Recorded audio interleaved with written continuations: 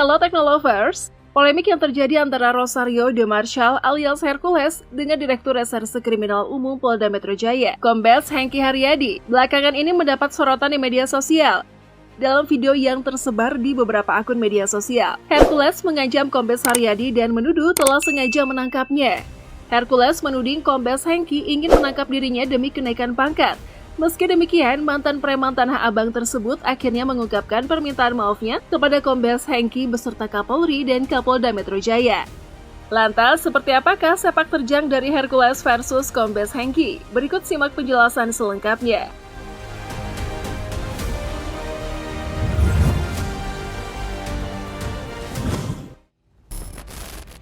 Hercules.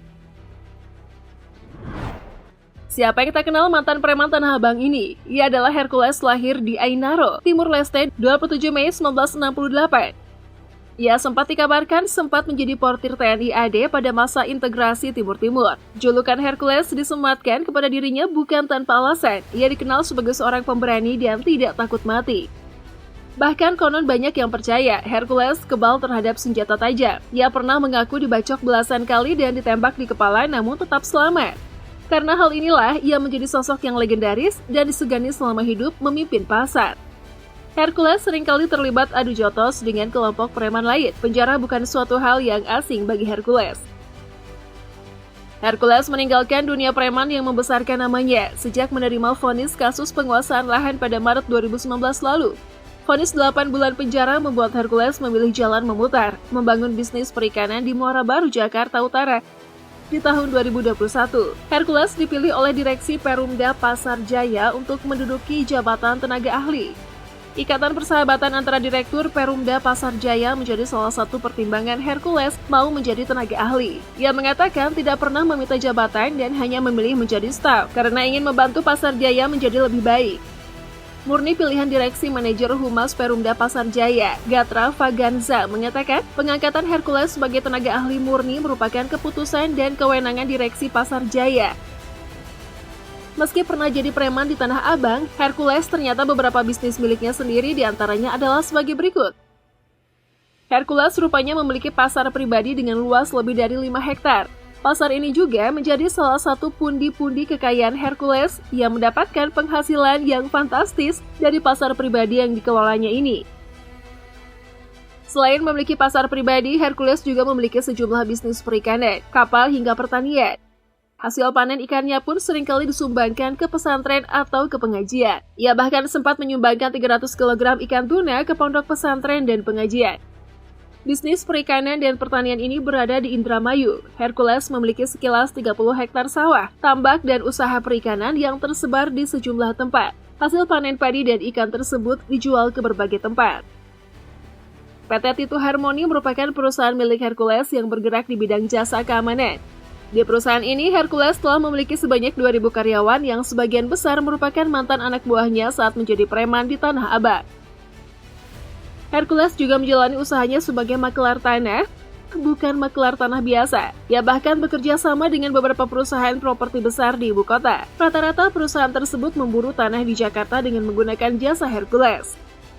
Dari semua bisnis yang digelutinya ini, dikabarkan Hercules mampu meraup keuntungan bersih sebesar 3 miliar rupiah bahkan lebih per bulannya. Tak heran jika kini Hercules memiliki kekayaan yang melimpah.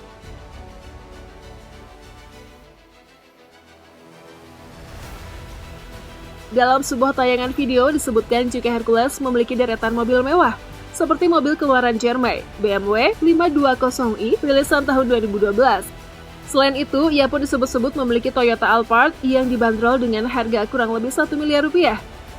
Hercules juga memiliki aset berupa rumah dan tanah. Ia memiliki rumah di perumahan Kebon Jeruk Indah, Jakarta Barat, seluas 200 meter persegi. Selain itu, ia juga memiliki rumah mewah di Indramayu seluas 500 meter persegi yang berdiri di atas tanah seluas 3.000 meter persegi.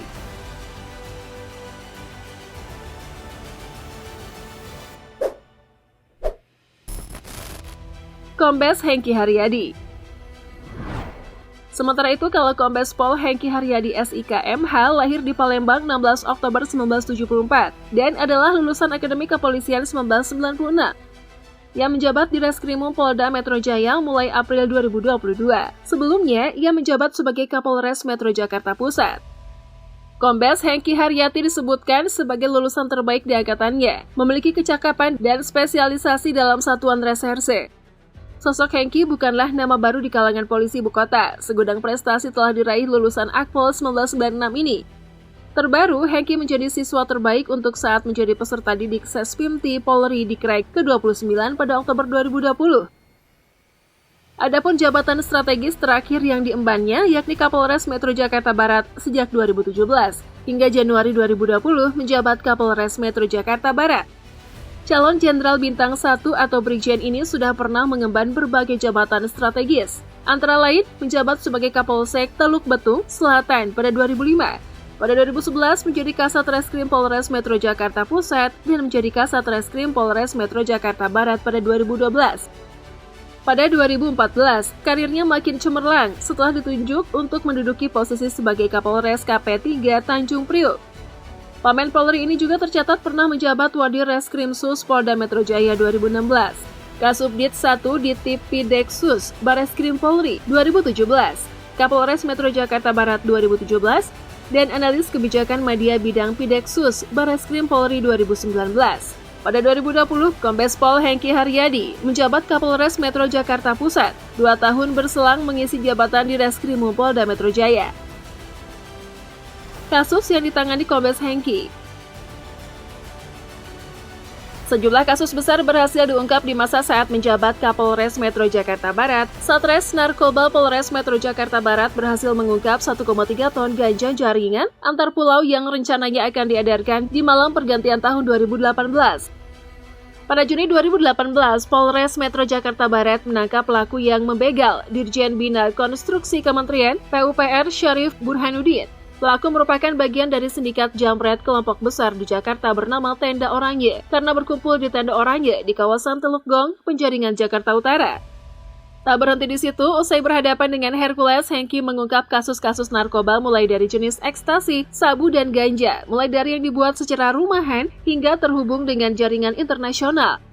Di bawah bimbingan Hengki, Polres Metro Jakarta Barat akhirnya berkolaborasi dengan DEA pada pertengahan 2019, mengungkap sindikat narkoba Amerika, Cina, Indonesia hingga memperoleh penghargaan leadership.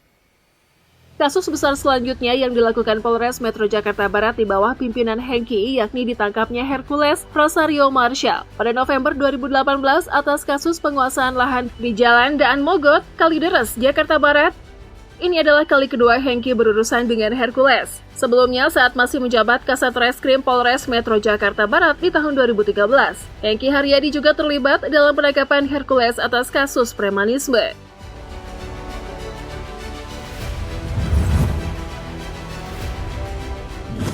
Nah, itulah tadi ulasan seputar sepak terjang Hercules versus Kombes Hengki. Menurut Teknolovers, gimana nih? Tulis pendapat kalian di kolom komentar ya! Yuk dukung terus channel ini dengan memencet tombol like, komen, dan subscribe. Sampai jumpa!